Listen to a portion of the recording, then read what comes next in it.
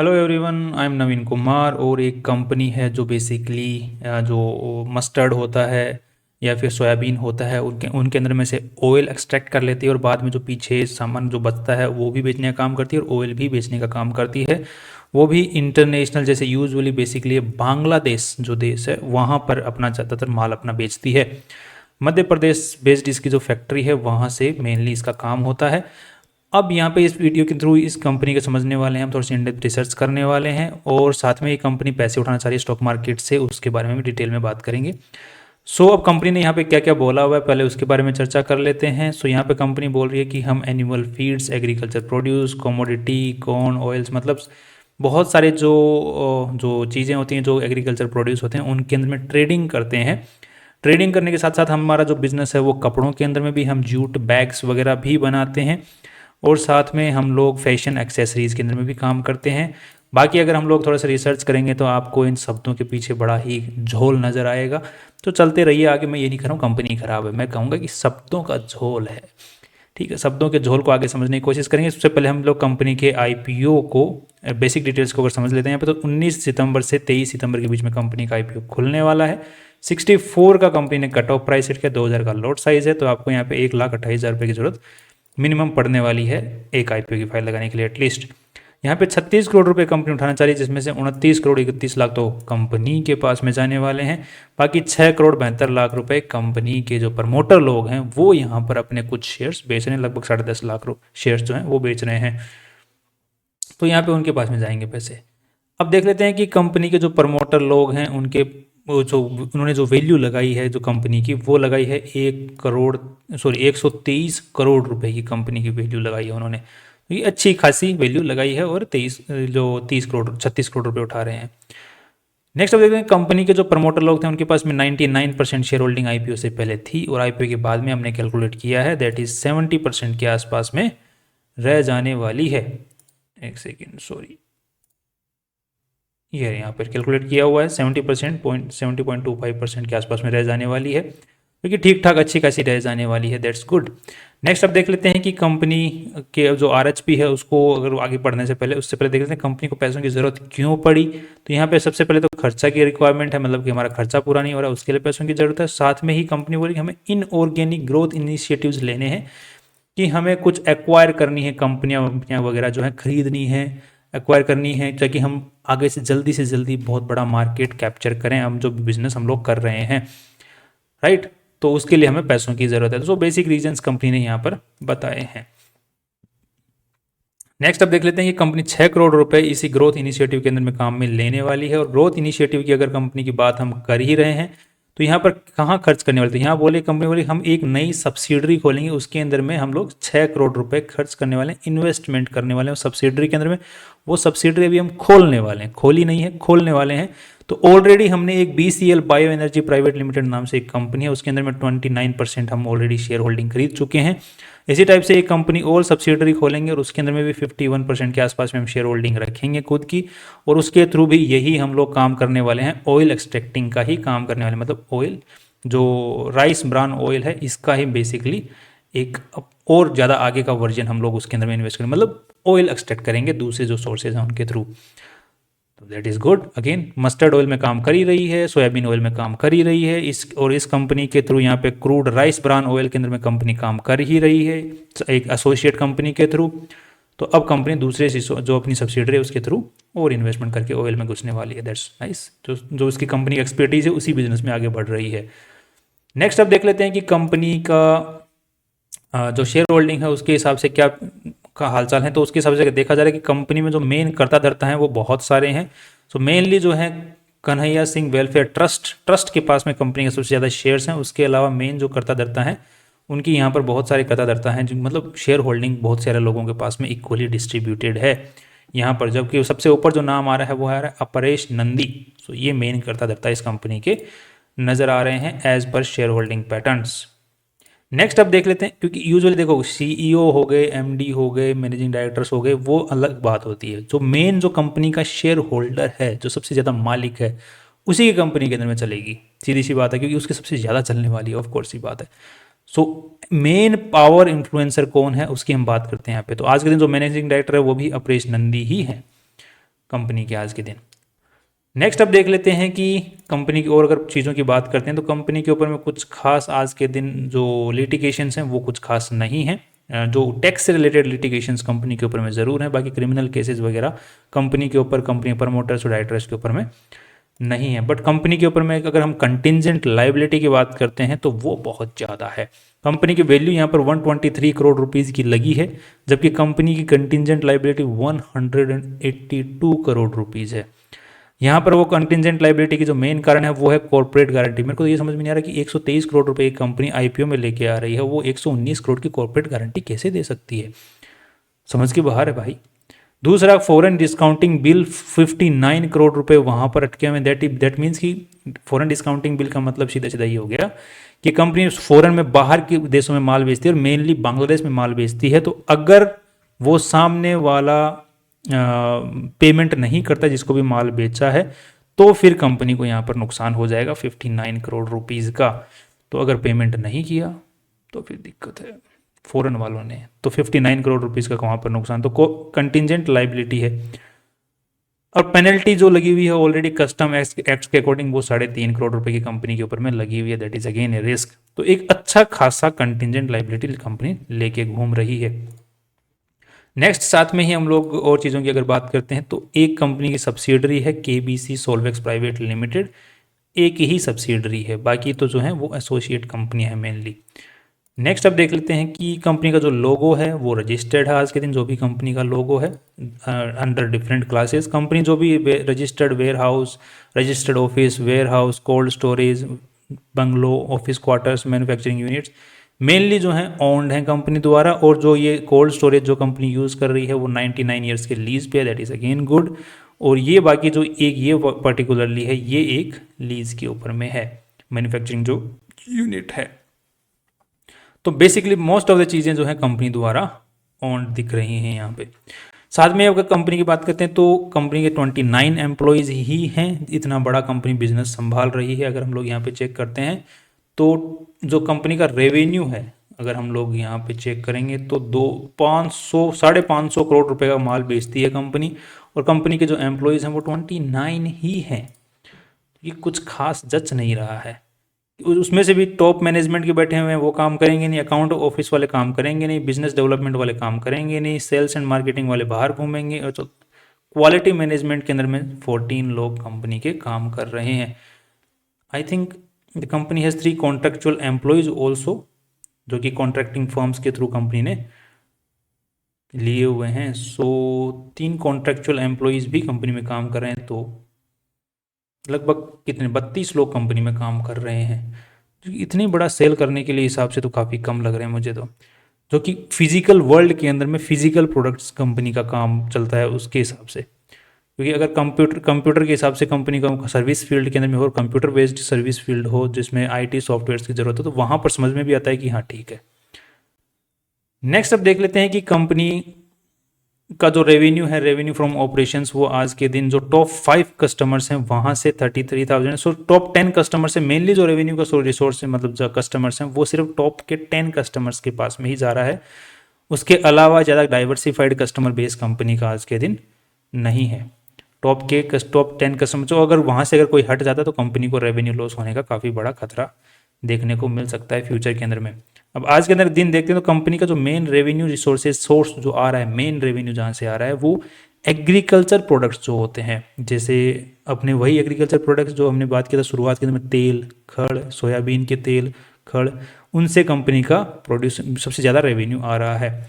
Last में हम लोग इसका डेटा भी चेक करेंगे। तो इसका डेटा अगर हम लोग चेक करते हैं आज के दिन, तो अगर रेवेन्यू की अगर बात करेंगे तो ये रहा रेवेन्यू। तो मर्चेंट एक्सपोर्ट डिवीजन से कंपनी का मोस्ट ऑफ द रेवेन्यू आ रहा है, जो कि कंपनी ने यहाँ पर अगर हम लोग चेक करते हैं तो जो मैंने बताया शब्दों का झोल, तो शब्दों का झोल अब यहाँ पे देखने को मिलेगा। कंपनी ने कितने बड़े बड़े अक्षरों में कहा हुआ है, हम जर्मनी, यूएई, यहाँ ऑस्ट्रेलिया फैशन के अंदर में जूट बैग्स, कैनवास, कॉटन, पता नहीं क्या क्या बेचते हैं ये वो।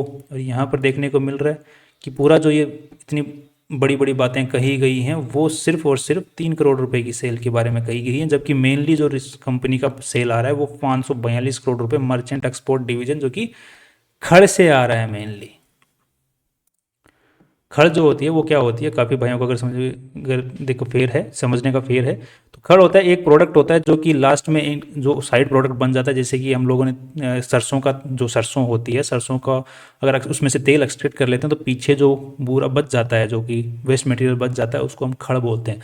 वो यूजुअली जानवरों को डाली जाती है जिससे कि उनकी पैदावार, दूध की पैदावार है वो बढ़े, मवेशियों को डाली जाती है, गाय भैंस को वहाँ पर जरूरत है। तो गाँव के अंदर में एरिया में खड़ चूरी ये जो है बहुत फेमस चीज़ें होती हैं, बहुत ही ज़्यादा डिमांड के अंदर में ये चीज़ें रहती हैं। इनमें ज़्यादातर बेसिक जो ज़्यादा बेनिफिट जो होता है, प्रॉफिट बीच में मार्जिन ज़्यादा बहुत ज़्यादा नहीं है, क्योंकि इसके अंदर में कंपटीशन बहुत ज़्यादा है, क्योंकि गाँव के अंदर में बहुत ज़्यादा प्लेयर्स इसके मौजूद रहते हैं। तो थोक में जब माल उठता है तो ज़्यादा प्रॉफिट रहता है, बाकी प्रॉफिट मार्जिन थोड़ा कम ही रहता है। नेक्स्ट इस टाइप की उसका देखने को मिलती है, ये है खड़। नेक्स्ट अब देख लेते हैं कि कंपनी का जो मेनली रेवेन्यू आ रहा है वो बांग्लादेश से आ रहा है, जैसे कि हम लोगों ने बात किया था, और साथ में मर्चेंट एक्सपोर्ट डिवीजन से आ रहा है। और यहाँ पर हमने को देखने मिला था कि सोयाबीन एक्सट्रैक्शन से 325 करोड़ का रेवेन्यू और 199 करोड़ का खड़ से। और उसके बाद में फिश मिल, बाकी जो जितनी भी चीज़ें, जैसे कंपनी ने कहा था ना कि हम ट्रेडिंग करते हैं कितनी सारी चीज़ों की, तो वो उसका सिर्फ कुछ हिस्सा है, बाकी में कुछ भी नहीं है। ये पिछले 2024 की अगर बात करते हैं तो बड़ी बड़ी बातें ज़्यादा हैं। मेनली बात इतनी सी है कि कंपनी तेल निकालती है और तेल निकालने के बाद में खड़ बेचने का काम करती है, तेल भी बेचने का काम करती है, बस इन्वेस्टर्स का तेल ना निकल जाए, इतनी सी दुआ करते हैं। नेक्स्ट, कंपनी का और भी रेवेन्यू रिसोर्सेज हैं, तो बाकी फूड प्रिजर्वेशन डिवीजन, जो कि कंपनी फ्रोजन फूड्स बेचने का काम करती है, एक्सपोर्ट करने का काम करती है, वहाँ से कुछ खास पिछले साल के मुकाबले रेवेन्यू नहीं आया है इस साल। दूसरा, हम लोग फैशन एक्सेसरी की बात करें तो उसके मुकाबले भी कुछ खास वो बढ़ नहीं रहा है मेनली। तो मैंने कहा ये बाकी डिवीजन खोल ही क्यों रखे हैं। बेसिकली अगर देखा जाए तो कंपनी जिस भी फील्ड में काम कर रही है, जूट बैग्स में अगर काम करे तो वहाँ भी 5% का टैक्स जीएसटी है, और यूजुअली जो ये एक्सपोर्ट जो खड़ वगैरह बेचने गए इसमें भी कंपनी 5% का जीएसटी में ही काम कर रही है। सो बेसिकली अगर देखा जाए तो कंपनी जो प्रोक्योर करती है मटेरियल बाहर से, जो कि रॉ मटेरियल सप्लायर से एक्वायर करती है, वहाँ पे यूजुअली कई बार जीएसटी ज़्यादा हो जाता है। कंपनी जो माल बेच रही है उसमें जीएसटी कम होता है, जिसकी वजह से कंपनी का आरएचपी में मैंने पढ़ा है कहीं पर, मेरे स्क्रीनशॉट लेना भूल गया, तो 7 करोड़ रुपए के आसपास में कंपनी के पास में जीएसटी इकट्ठा हो रखा है आज के दिन इकट्ठा हो रखा है। तो 5% डिवीजन में ही कंपनी काम कर रही है जीएसटी, जिसके अंदर में भी ऐसे मटेरियल में काम करें जिसमें सेल बहुत ज़्यादा दिखाना बहुत ज़्यादा बड़ी बात है नहीं।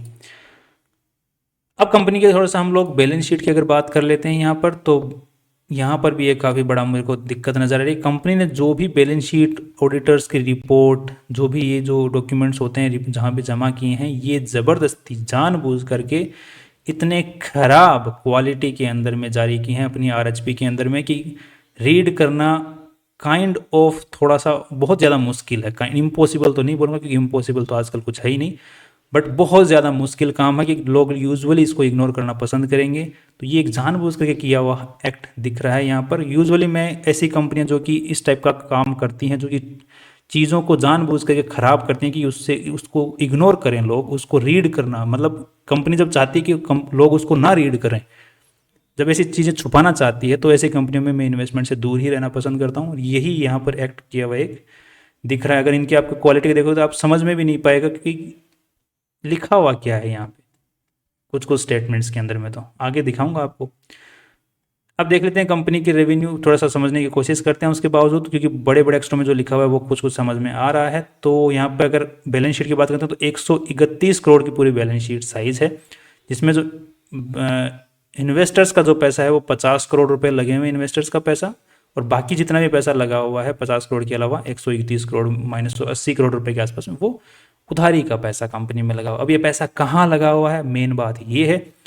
तो मेन बात अगर इसकी बात करें तो 12 कितना लिखा है, 17 है कि 12 है, लगभग 12 करोड़ 70 लाख के आसपास में दिख रहा है। तो ये प्रॉपर्टी में लगा हुआ है। 11 करोड़ रुपए के आसपास में नॉन करंट एसेट्स में लगा हुआ है।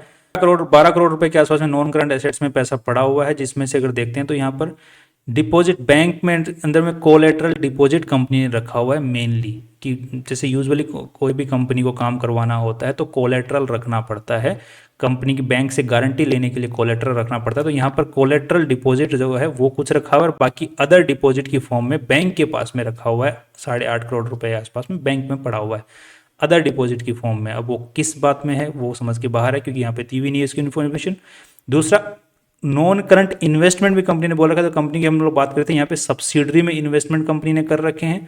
यहाँ पर जैसे हम लोग BCL bio energy private limited में 4.5 करोड़ रुपए के आसपास में लगाए हुए हैं, और एक कोई दूसरी कंपनी है, यहाँ पे नाम ही समझ में नहीं आ रहा कौन सी कंपनी है, जिसमें 2 करोड़ रुपए लगे हुए हैं। साथ में ही टोटल जो इन्वेस्टमेंट है नॉन करंट इन्वेस्टमेंट वो है 8 करोड़ 18 लाख है, 98 लाख का कुछ लिखा हुआ है, उसमें लिखा हुआ है।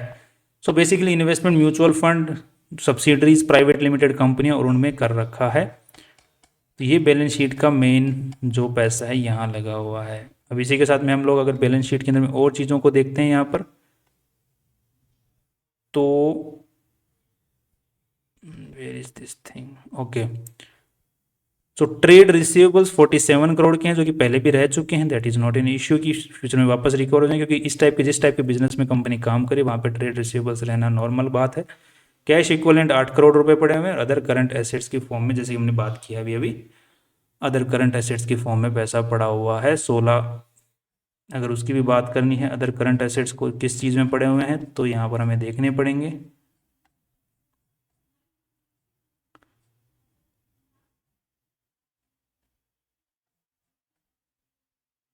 Other current assets that is here, तो मेनली जो पैसा पड़ा हुआ है वो है GST की फॉर्म में। जैसे हमने बात किया, balance in GST ledger 7 crore रुपया, एडवांस पड़ा हुआ है 4 करोड़ रुपया। सो मेनली यहीं पर पड़ा हुआ है एडवांस रिकवरेबल इन केस, मतलब एडवांस में कैश में कोई पेमेंट कंपनी ने कर रखा है वो पड़ा हुआ है। तो 12 करोड़ रुपए करंट एसेट्स में पड़े हैं। करंट एसेट्स कौन से होते हैं, जो कि कंपनी को इसी साल जो है काम में लिए जा सकते हैं, या फिर रिकवर हो जाने वाला है पैसा जो कंपनी का इसी साल काम आ जाएगा, राइट। तो वो होता है current assets. Non current assets कौन से होते हैं, जो कि कंपनी के इस साल जो है पैसा काम में नहीं आने वाला, लॉन्ग टर्म के हिसाब से है, वो होता है नॉन करंट एसेट्स। अब थोड़ा सा हम लोग कंपनी का कैश फ्लो स्टेटमेंट से पहले P&L स्टेटमेंट भी एक बार चेक कर लेते हैं कि प्रॉफिट किस तरीके से कमा रही है।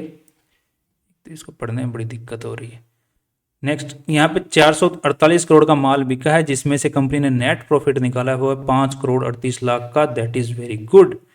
तो लगभग 1% का नेट प्रॉफिट कंपनी निकाल पा रही है, इतना ज़्यादा रेवेन्यू जनरेट करने के बाद में 1%, दैट इज फाइन। साथ में ही अगर हम लोग कैश फ्लो स्टेटमेंट की बात करें कि कैश कितना आ रहा है कंपनी के पास में, कि सारा ही अटक जा रहा है, तो यहाँ पर उसके लिए हमें कैश फ्लो स्टेटमेंट देखना पड़ेगा। तो ऑपरेटिंग कैश फ्लो यहाँ पर कहाँ पर है, ये रहा। यहाँ पर 6 करोड़ रुपए कंपनी के नेगेटिव में रहे हैं, जो कि कंपनी के पास में माल प्रॉफिट तो अच्छा खासा आया, बट कैश फ्लो मतलब पैसा हाथ में नहीं आ रहा है। अब पिछले साल हमको देखने को मिल रहा है कि यहाँ पे कैश फ्लो जो है 40 करोड़ रुपए पॉजिटिव आया, तो वो असलियत में पॉजिटिव नहीं है। समझ रहे हो कि किसी और से माल उधारी में उठा लिया तो उसको पेमेंट नहीं किया, वो उधारी का पैसा पड़ा हुआ है, तो वो उधारी का कैश फ्लो हाथ में पड़ा हो। तो अब किसी का उधारी पैसा हाथ में लेके रख लो, बोलो कि मेरे पास कैश पड़ा, तो वो तो फालतू बात होगी ना। प्रॉफिट जनरेट करके कैश हाथ में रखो तो बात समझ में आए। तो यहाँ पर ये जो है उधारी वाला कैश फ्लो जो कि असलियत नहीं माना जाएगा। और इस साल भी, तो पिछले अगर कुछ सालों में देखा जाए तो कंपनी का कैश फ्लो हर साल नेगेटिव में रहा है, जो कि काफ़ी नेगेटिव बात है अगेन। सो अब ओवरऑल जो कंपनी के बारे में मेरा जो रिव्यू बन रहा है वो ठीक ठाक एवरेज काइंड ऑफ बन रहा है, जो कि मेनली कंपनी का जो बिजनेस है वो जिस फील्ड के अंदर में काम कर रही है उसके हिसाब से ठीक है। बाकी इतना बढ़ा चढ़ा के बोलने की ज़रूरत है नहीं। इन्वेस्टमेंट बैंकर्स ने जो काम किया है यहाँ पे नॉर्मल सिर्फ एक मिल है जो कि तेल निकालती है और बाद में खड़ बेचने का काम करती है, जो कि बांग्लादेश के अंदर में करती है। That's all. इसके अलावा ज़्यादा कुछ यहाँ पर है नहीं। बाकी कल मिलते हैं नए इंपॉर्टेंट वीडियो के साथ में। बाकी आप कोई भी डिसीजन लें IPO के बारे में रिगार्डिंग पॉजिटिव नेगेटिव अपने फाइनेंशियल एडवाइजर से पूछ के और रिसर्च करके लें। This was just a limited review. See you tomorrow.